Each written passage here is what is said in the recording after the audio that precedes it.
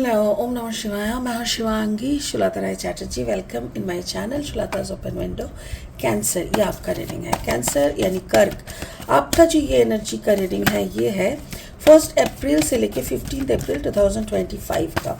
इसी दौरान आपका love, relationship, career, finance, health, overall energy सब कुछ को एनालिसिस करते हुए देख लेंगे कि आप क्या चाहते हो और आपके साथ क्या होने वाला है. तो चलिए अप्रैल का महीना आपके लिए क्या लेके आए हैं वो एनालिसिस कर लेते हैं. स्पिरिट का ब्लेसिंग कार्ड को भी हम लोग देखेंगे. Cancer, high priestess energy. ये आपका लव एरिया में है, हाई प्रिस्टेस एनर्जी.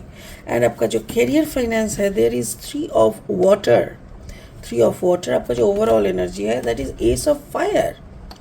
अच्छा जी, high priestess, 3 of water, ace of fire. Okay, तो हाई प्रिस्टेस एनर्जी का मतलब हो सकता है कि आपको कुछ चीज़ें उपलब्धि हो, कुछ ऐसी डाउनलोड हो, कुछ ऐसी इंट्यूशनल मैसेजेस आपको रिसीव आप करोगे जो आपके ना कुछ सवालों की जवाब आपको मिलेगा. कुछ जहाँ पे आप स्टक हो वहाँ से निकलने के लिए आपको एक गाइडेंस मिलेगा. और आपका जो करियर है 3 ऑफ वाटर, मेरे ख्याल से आप हो सकते कि आपकी जो 3 वे से आपका रोज़गार है. मे बी आप एक जगह पे जॉब करते हो, एक बिजनेस करते हो, या तो फिर आपका कोई इन्वेस्टमेंट है, वहाँ से आपका इंटरेस्ट आते रहता है. तो ये सारी चीज़ें हैं.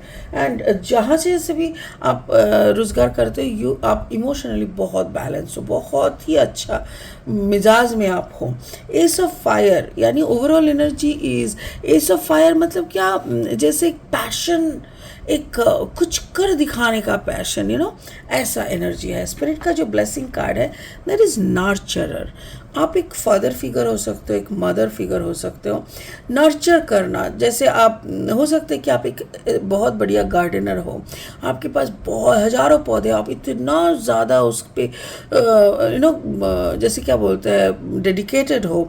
या तो फिर आपके बच्चों के ऊपर आप बहुत इतना सीरियसली आप उन लोगों को ये करते हो, नर्चर करते हो, ताकि उन लोगों का भविष्य कुछ भी करके ख़राब ना हो. तो ये सारी चीज़ें आपके अंदर है. And that is the master गुण आपके लिए, मास्टर क्वालिटी. सो इसको बाद में और अच्छे से एनालिसिस करेंगे. फिलहाल लेनॉर्मन डेक से 3 कार्ड लेके रीडिंग को आगे बढ़ाएंगे. कैंसर, अगर आप कर्क राशि के जातक है या तो फिर कर्क लग्न के, सन मून राइजिंग, कहीं पे भी अगर आपका कैंसर एनर्जी है तो आपके एनर्जी के साथ इस रीडिंग का जो एनर्जी है ना, ये कुछ ना कुछ आपको मैचिंग ज़रूर मिलेगा. तो चलिए देख लेते हैं क्या है आपके साथ. दी लॉकेट, यस, हो सकता है कि शादी वाला रिश्ते को लेके. And then the lady is here and then the gentleman. मेरे ख्याल से आप अपनी शादी वाला जो रिश्ता है ना, उसके लेके आप कुछ आपको अंडरस्टैंडिंग हुए हैं. आपका कुछ एक होता है ना, आपका एक ओपिनियन था और अभी लास्ट कुछ दिनों में आपका ओपिनियन का कुछ चेंज हुआ है. And okay, the lady is there. तो मेरे ख्याल से जो आपका जो रोज़गार का या आपका जो सोर्स ऑफ मनी, फाइनेंस है, वहाँ पे शायद आपका वाइफ या आपका जो लेडी पार्टनर है उनका भी कंट्रीब्यूशन बहुत है. ओवरऑल एनर्जी मेरे ख्याल से एस ऑफ फायर यानी कोई यंग जेंटलमैन के साथ आपका एक पैशनेट कनेक्शन, या तो ये आपका बच्चा हो सकता है, बेटा हो सकता है, जिसको लेके आप बहुत ज़्यादा क्या बोलते हैं उसको, बहुत ज़्यादा एक्सपेक्टेशन के अनुसार रहते हो, या आप बच्चे को लेके काफ़ी टेंशन में रहते हो. तो वहाँ पे आपको कोई एक ये मिल सकता है, लाइक सल्यूशन, टेंशन का सल्यूशन. तो चलो और 3 कार्ड लेके रीडिंग को आगे बढ़ाते हैं. अगर आप नए हो मेरी चैनल पे, मुझे सुनते हुए आप एंजॉय कर रहे हो, मेरी कंटेंट भी आपको यूज़फुल लगते हैं कैंसर, तो प्लीज़ मेरी चैनल को सब्सक्राइब करके ना बेल आइकन को दबा देना, ताकि आपके लिए बनाए हुए हर वीडियो आप तक ज़रूर पहुँचे. ठीक है, और इस वीडियोस को ज़्यादा से ज़्यादा शेयर कर देना. Thank you so much cancer. King of cups energy, beautiful. And then the 9 of sword energy, and then the death and rebirth energy. मुझे ऐसा लग रहा है कि ओके, शुरू करते हैं आपकी लव लाइफ से. ओके, लव लाइफ में ऐसा लग रहा है जैसे आप अपने रिश्ते को लेके काफ़ी परेशान थे या काफ़ी मिसअंडरस्टैंड या काफ़ी अंडर एस्टिमेट करते थे रिश्ते को लेके या आपके पार्टनर को लेके। बट लास्ट कुछ ऐसा हुआ होगा कुछ दिन पहले या कुछ ऐसा कुछ हुआ होगा जिसके बाद आपको आपके पार्टनर के लिए जो सोच है, जो आप सोचते हो, वो पूरा सोच बदल जाता है और आपको ऐसा लगता है कि नो नो नो, मेरा पार्टनर उतना गलत नहीं सोचता। और ये आपको जैसे ही पता चलता है आपका एक चेंज होता है, एक कंप्लीट चेंज, आपका माइंड मेंटल सिचुएशन आपका बहुत डिफरेंट हो जाता है। और इस शादी को जितना आप डिसरेस्पेक्ट करते थे मेरे ख्याल से उतना ही आप रेस्पेक्ट करने लगोगे। और ये एक आपका टर्निंग पॉइंट है, क्योंकि देखो कभी कभी क्या होता है ना, हम लोग ऊपर ऊपर से इंसान को जज करते हैं, कभी हम लोग कुछ सोच लेते हैं और फिर उसको लेके हम बात नहीं करते, फिर हमारे सोच ही हमारा कहानी बन जाता है।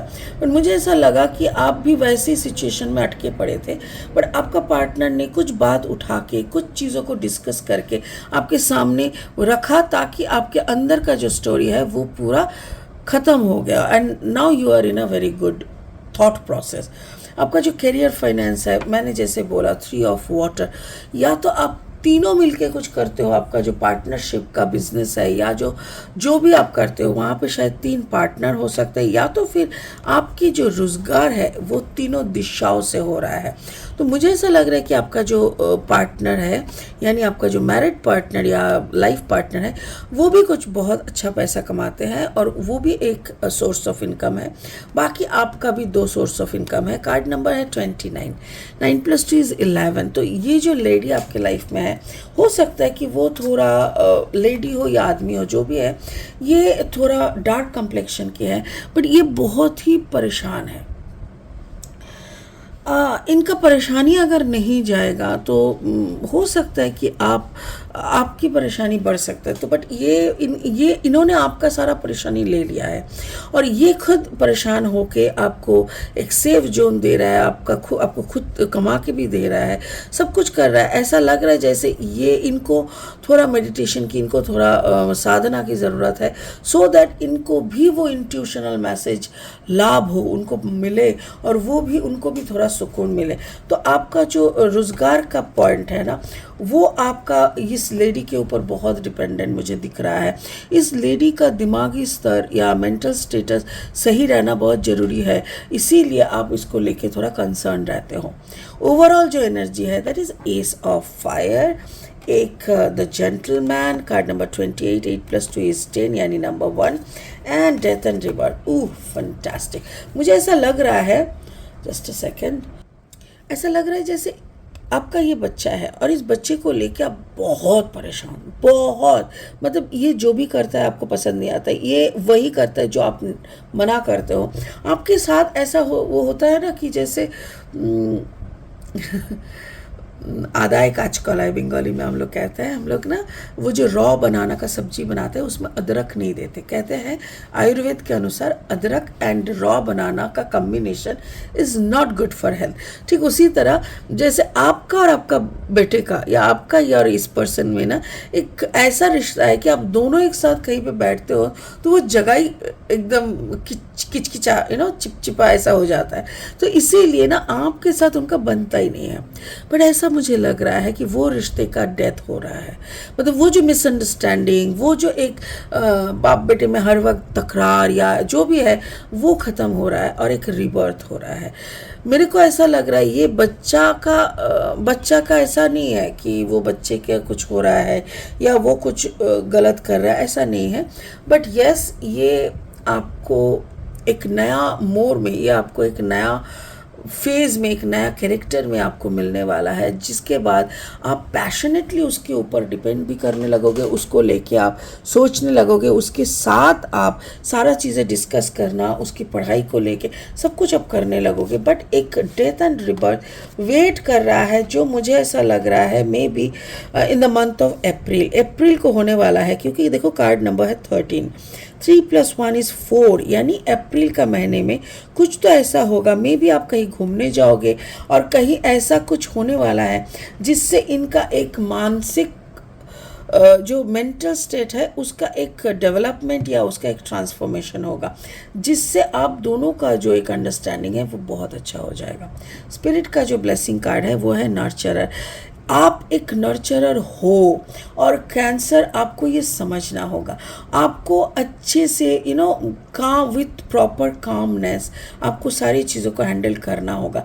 अगर आप भी अंगार बरसने लगोगे, सारा दिन गुस्सा गुस्सा, ये वो फलाना खराब बातें, ये सब अगर करने लगोगे ना तो फिर नहीं होता है। अगर आपको गुड फ्रूट चाहिए तो आपको पेशेंस होना ज़रूरी है। अगर आपको गुड चाइल्ड चाहिए then you have to be very much loving, बहुत ही लविंग पेरेंट बनना ज़रूरी होता है। सो वही स्पिरिट का कहना है कि अच्छा फसल, देखो यहाँ पे एक फसल का भी यहाँ पे इनका हाथ में कुछ फसल है, लाइक अगर आपको गुड अच्छा फसल चाहिए देन आपको अच्छा फार्मर बनना होता है। सो अच्छा स्टूडेंट या अच्छा बच्चे के लिए आपको एक अच्छा पेरेंट एंड टीचर बनना पड़ता है, तो वो बनने का कोशिश कीजिए। ट्राई टू फाइंड आउट क्यों आपका बात बच्चा नहीं सुन रहा है, कैसे बोलने से ये सुनेगा, और क्या करने से बच्चे का मन आप डिफरेंट कर सकोगे। मुझे ऐसा लग रहा है cancer, you should go for your psychological difference, your psychological things, आपको खुद को थोड़ा सा समझना होगा। I am the best, I know the thing, I know, जो भी मुझे मालूम है मैं ही सही हूँ, ये बात से आपको थोड़ा बाहर निकलना पड़ेगा, तभी आप बच्चे को समझ पाओगे और उसको हैंडल कर पाओगे। वाह, मुझे तो ऐसा लग रहा है जैसे स्पिरिट ने आपकी सारी प्रॉब्लम की सल्यूशन दे दिया। अभी it is depending upon you कि आप इसको कैसे समझ के करते हो। ठीक है, चलिए इसी बात के साथ इस रीडिंग को यहीं ख़त्म करते हैं, फिर मिलेंगे बहुत जल्दी। ओम नमः शिवाय, God bless you, thank you.